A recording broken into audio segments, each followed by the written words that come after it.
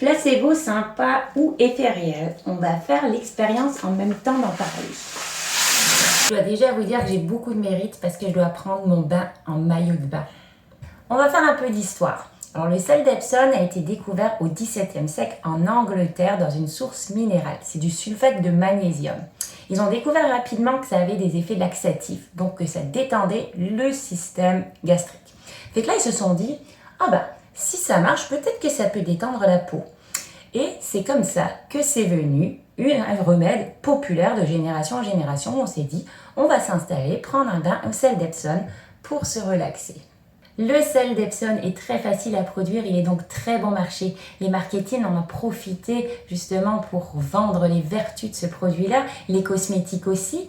Donc imaginez, remède traditionnel plus marketing, les gens en profitent forcément. Si l'effet laxatif du sulfate de magnésium est très efficace, quand on le consomme oralement, justement, ça aide lors des constipations. Son efficacité n'est pas vraiment prouvée quand on se baigne. En effet, ce sulfate de magnésium ne passe pas bien la peau. Le côté de diffusion passif est très limité. Mais l'effet placebo est puissant.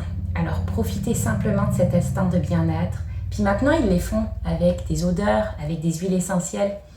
C'est juste le temps de relaxer.